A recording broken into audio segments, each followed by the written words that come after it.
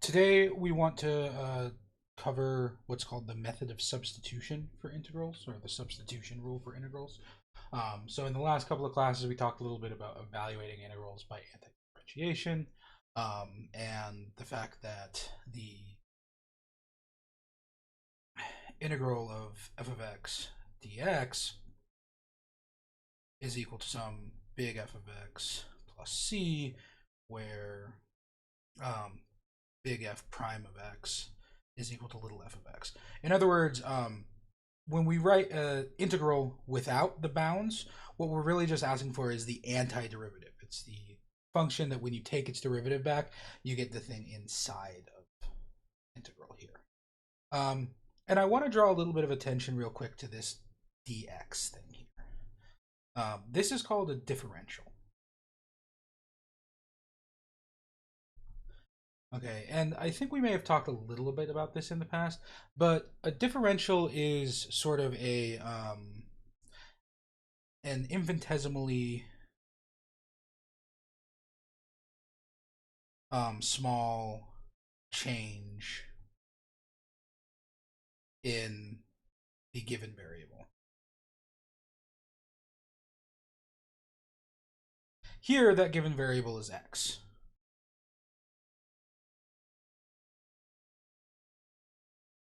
And you may recall that we had notation for derivatives, dy over dx is equal to y prime.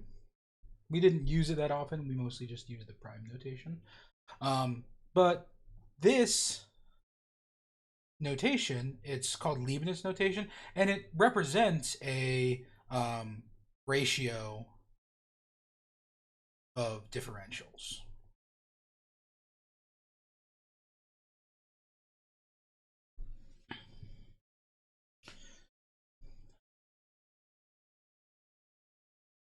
So one thing that we can actually use this for is we can use this differential, or rather we have to deal with this differential if we want to do any sort of substitutions in it.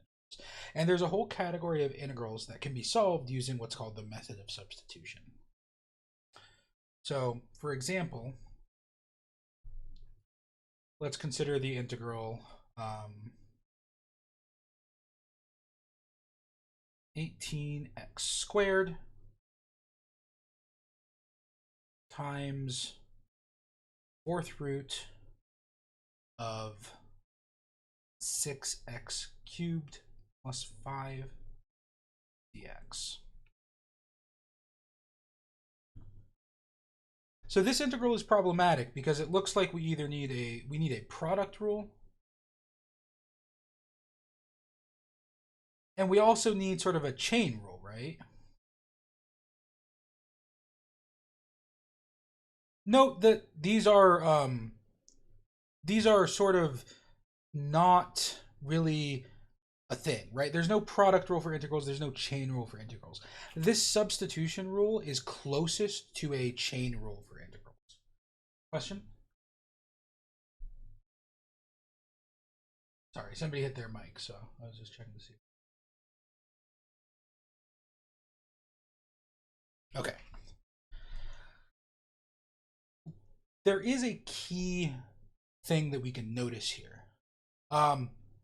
If we let u equal 6x cubed plus 5, which notice that's the thing underneath this fourth root. If we were doing a derivative, that would be the thing that we would use a chain rule, right?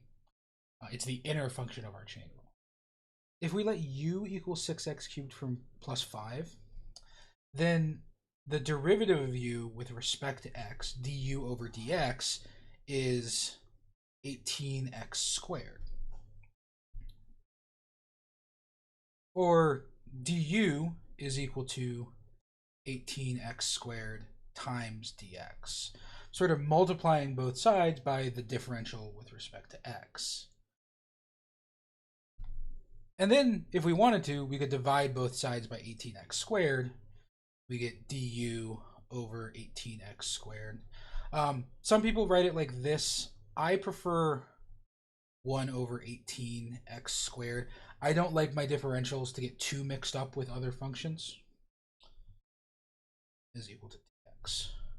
So now we can substitute both for this term in here, the 6x cubed plus 5, and we can substitute for the differential back here, right? So we can rewrite this integral as the integral of 18x squared. We didn't actually get rid of this 18x squared yet. Times the fourth root of u. Our substitution was taking all of that stuff inside the fourth root here and turning it into u. And then we can take the dx and replace it with times 1 over 18x squared du. And now notice that this 18x squared out here, that was pesky. It was sort of like implying that we had a product of two functions. We didn't really have a product of two functions. We actually, once we do our substitution here, this 18x squared and this 1 over 18x squared both cancel. And we just end up with the integral of the fourth root of u du. Doing this integral is somewhat straightforward. We need to convert it to a rational power. So we'll rewrite it as the integral of u to the 1/4 du. And then we'll apply our power rule, right? So the power rule for integrals says that when we take the integral, the power goes up by 1, and then we divide by the new power. So that's 4 over 5 times u to the 5/4.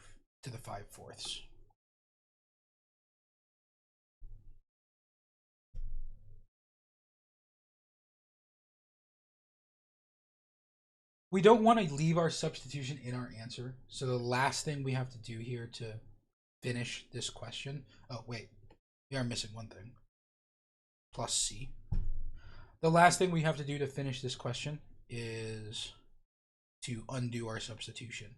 U was equal to 6x cubed plus 5, power of 5/4.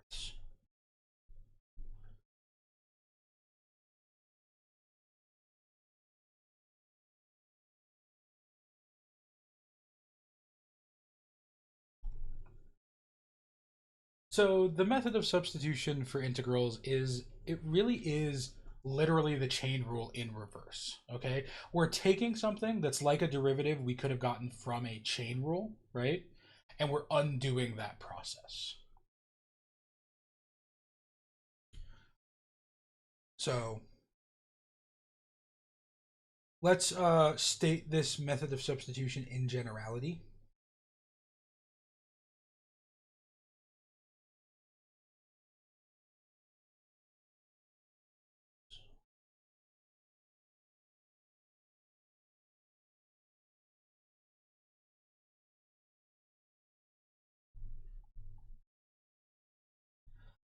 So the substitution rule is that the integral of f of g of x times g prime of x dx is equal to the integral of f of u du,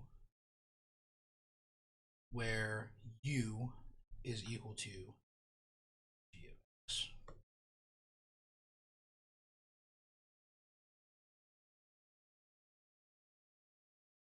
This integration formula here, this integration rule, is somewhat less useful than the differentiation rules are. This is really a technique that you're just going to have to practice and get used to. So let's go back and do a bunch of examples here, just so we can take a look and try to get an idea of how these things shake out. Okay. So let's do a pretty simple one first. So for example, let's try find the integral of, let's do e to the power of 2x plus 3 dx.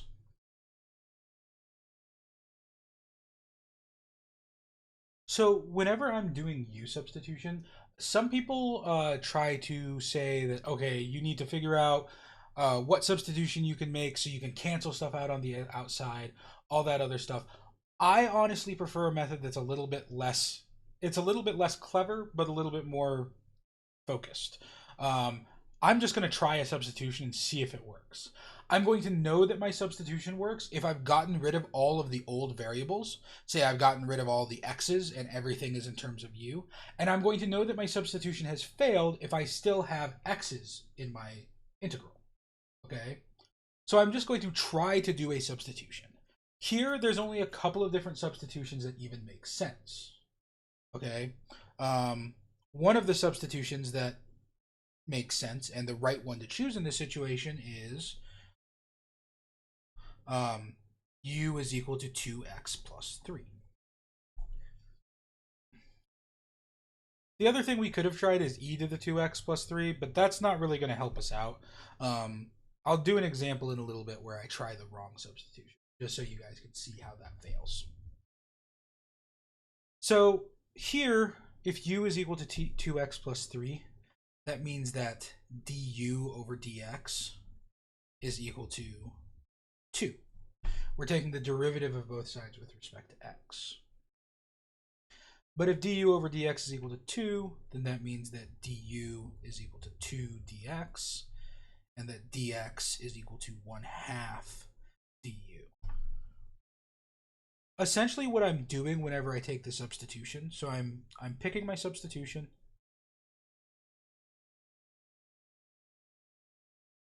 and then I'm taking a derivative,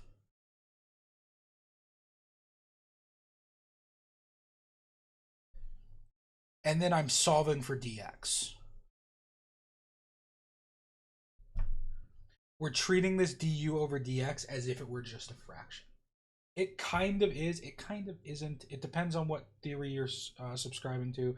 So the older Leibniz style of differentiation, this literally is a fraction, but in modern parlance, this is what's called an operator, and it doesn't really work like that. But for what we're doing here, we're just going to treat it like a fraction. So don't worry about any of it. So you're solving for dx. Then we're going to go back and apply our substitution.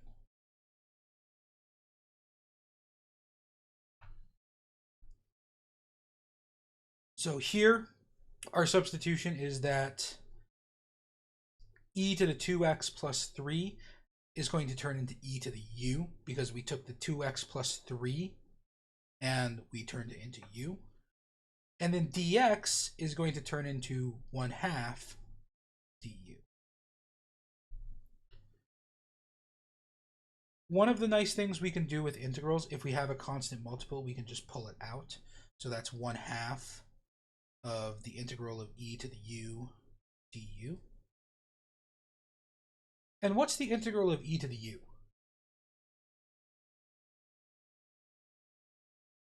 Anybody remember?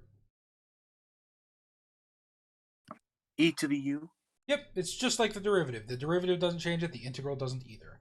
So this will be 1/2 e to the u plus a constant.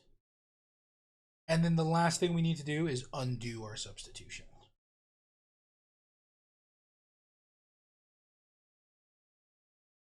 So we're going to go back and we're going to rewrite this as 1/2 e to the 2x plus 3 plus some constant.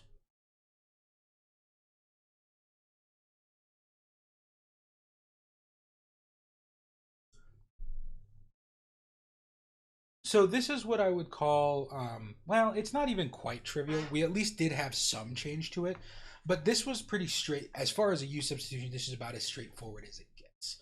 It doesn't get much trickier than this, or it doesn't get much less tricky than this one was, because in this situation, all we had to do was divide by this fraction. We were lucky we didn't have anything to cancel outside. So u substitution can still apply in situations where you don't have something outside. It's still a method you should try to use, okay? This is the only method of integration that we are going to learn in this class. So if you see an integral and it isn't something that's really straightforward and easy to do, then you probably need to try to use substitution. Either that or it's an integral that I'm going to expect you to solve using an integral calculator. So,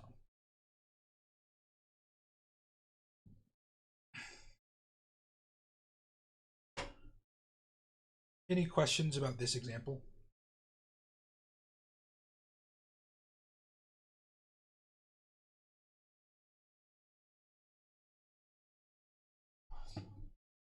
All right, let's try one that's a little bit trickier.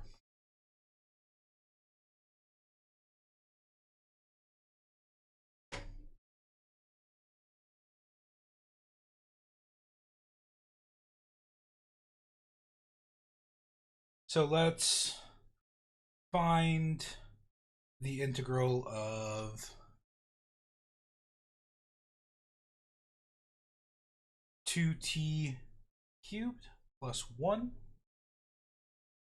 over t to the fourth plus 2t cubed dt.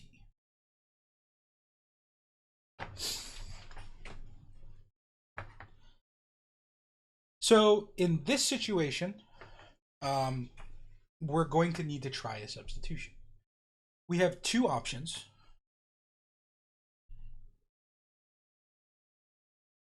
We can either let our substitution be in the numerator here or our substitution be in the denominator. Let's try the wrong one first. Let's try u is equal to 2t cubed plus 1. If u is equal to 2t cubed plus 1, then du over dx is equal to 6t squared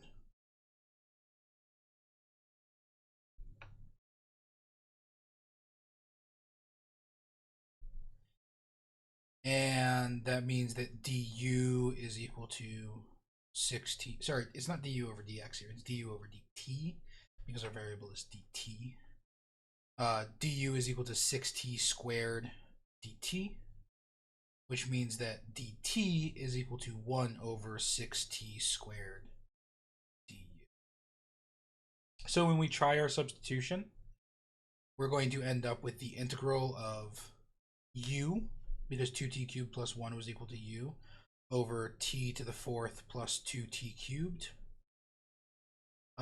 times 1 over 6t squared du, but this is bad because that ends up with u over 6t to the sixth plus 12t to the fifth du, and we still have t's.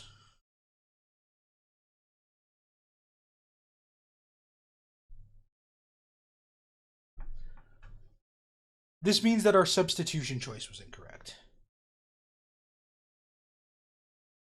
So our choice of substitution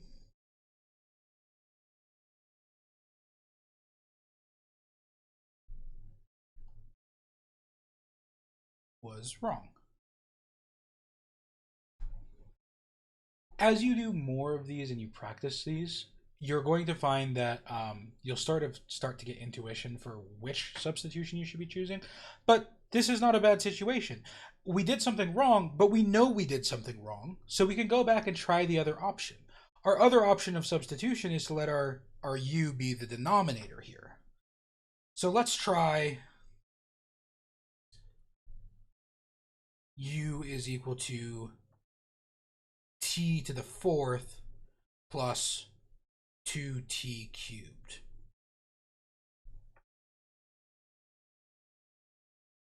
Well, if u is equal to the t to the fourth plus 2t cubed, then du over dx dt is equal to 3t squared plus 3t to the third plus 6t squared, which means that du is equal to 3t cubed plus 6t squared dt. Wait, Wouldn't that be 4t to the third? It would be, thank you. You stole my thunder. That's what I was gonna say. Um, and then we can divide both sides to solve for dt to give us that dt is equal to 1 over 4t cubed plus 6t squared du. And now when we apply our substitution, we end up with the integral of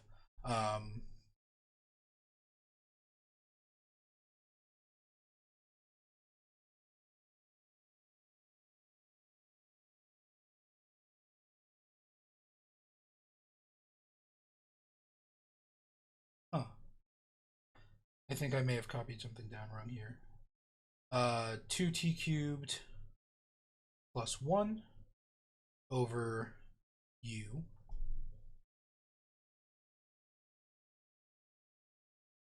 times 1 over 4t cubed plus 6t squared. Yes, I did copy down this problem wrong. I'm dumb. There were parentheses here.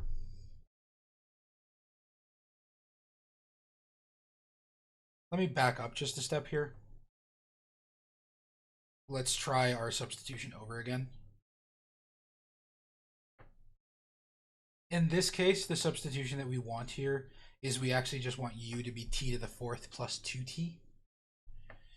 Then du would be equal to 4t squared, 4t cubed plus 2 u over t, which means that du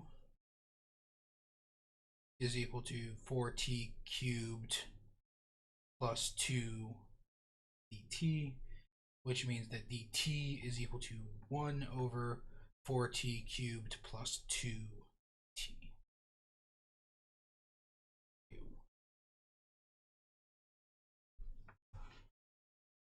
So our actual substitution, or our actual integral, was the integral of 2t cubed plus 1 over t to the 4th plus 2t quantity to the power of 3 du dt. We haven't done our substitution yet. So we can rewrite this using our substitution as the integral of 2t cubed plus 1 over u cubed times 1 over 4t cubed plus 2 du. And now we can actually cancel here. This 4t cubed plus 2 is actually equal to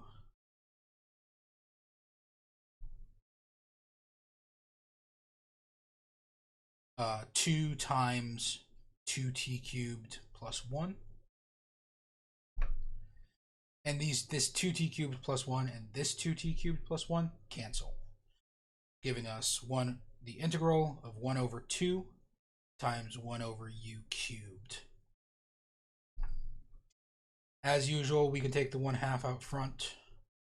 1/2 times the integral of 1 over u cubed du, which is 1/2 times the integral of u to the negative 3 du. And now we can just use our power rule. U to the negative 3, when we take its antiderivative, we end up with u to the negative 2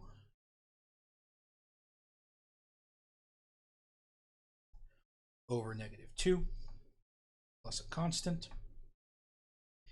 And our final answer will end up being negative 1 over 4u squared.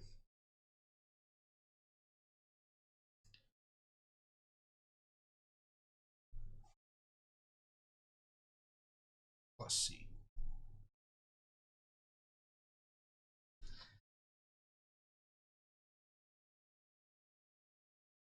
So for what it's worth, this previous case up here is also a little bit inaccurate. Our other substitution still would have failed. It would have been u over t to the 4th plus 2t cubed, or plus 2t quantity cubed, and we would have ended up with still no cancellation, that would be t to the fourth plus 2t cubed times 6t squared. So it still doesn't cancel out. We still don't get a substitution that works.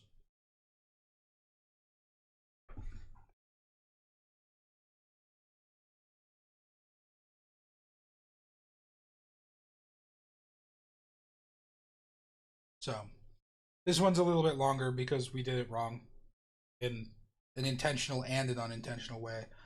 But the idea is still the same. We use our substitution.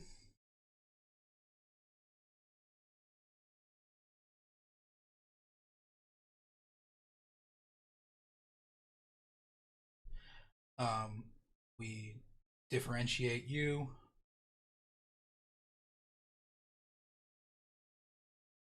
And then we solve for dt. And then we're just plugging that in and ending up with something that consists entirely of u. There are no t's left in our integral once we're done with our substitution. And once we know that there's no t's left, that means that we can actually do the integral.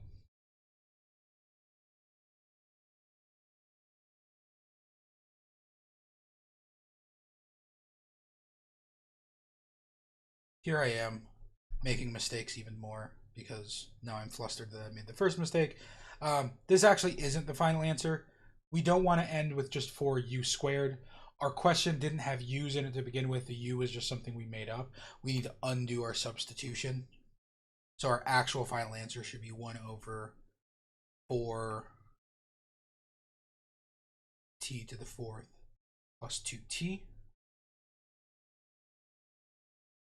squared plus c.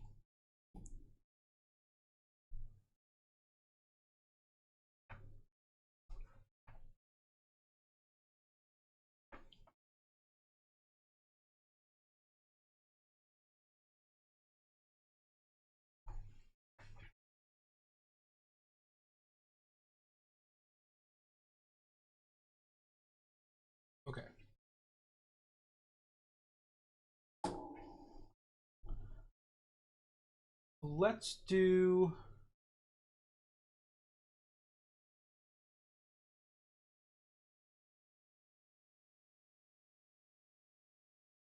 Let's try one more example here. Let's do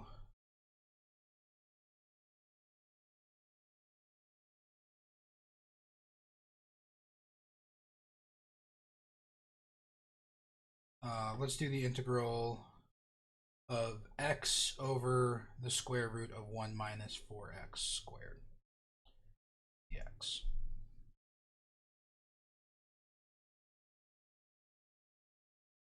So there are a couple of different things that we could try for u here. You could try, and this would be unsuccessful, to try doing the entire square root. But what's kind of nice here is that we have the square root of something. So it seems reasonable to choose u equal to 1 minus 4x squared. When we pick that u is equal to 1 minus 4x squared, we get that du over dx is equal to negative 8x,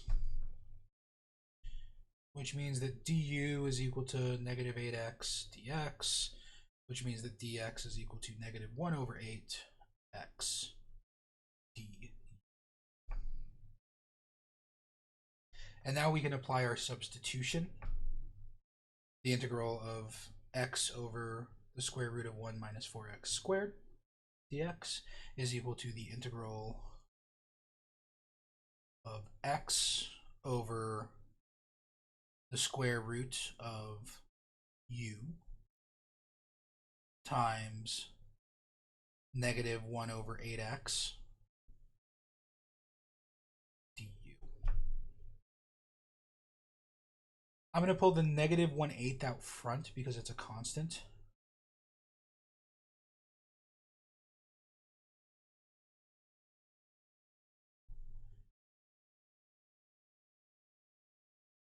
And then we end up with the integral of x over the square root of u times 1 over x, and our x's cancel. Which is good, because now our x's are gone, and we're just left with 1 over the square root of u.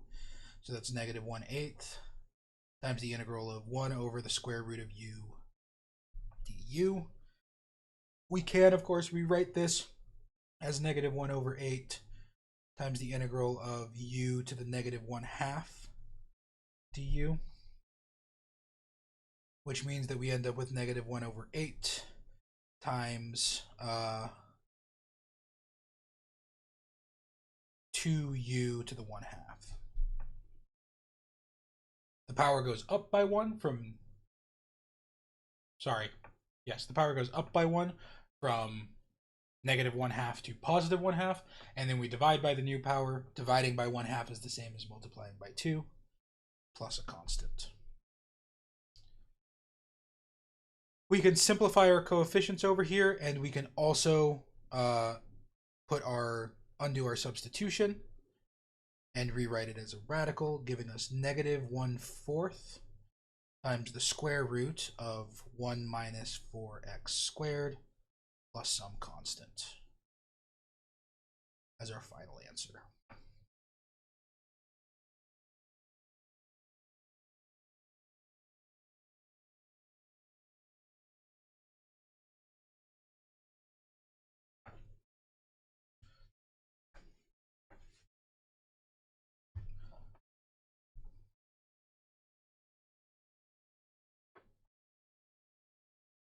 So that's pretty much all there is to the method of substitution. There are a couple of weird tricks that show up from time to time. I'm going to try my best not to spring any of those on you. The amount of integration that you guys are expected to do by hand here is not actually that much. So really the idea is that you guys are going to be able to do basic integrals using this method of substitution, just like the ones we here. And then anything beyond that, we're going to use computers for. Because we're in a situation where you guys are at home and I'm at home, so that means that presumably you all have access to some sort of a computerized device. We may end up doing some integrals that we will have to evaluate using a computer. And I will show you guys some tools for those that we can use to do the integrals with. In particular, I tend to use Wolfram Alpha. Wolfram Alpha can be kind of picky about how you input an integral. So I can show you guys how to do it on a TI calculator and on other things as well. But that means I need to get a working TI emulator on my tablet, so that'll happen eventually. Does anybody have questions about the method of substitution here? This U substitution stuff.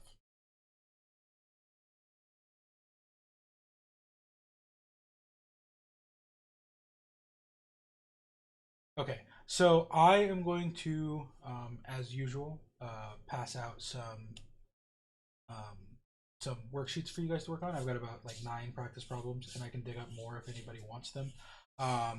For those of you who have not already seen your grades, which I think is most of you, I did grade the exams. There should be a little bit of feedback in the side, or like however it pops up for you guys. You should be able to see my feedback on your grade.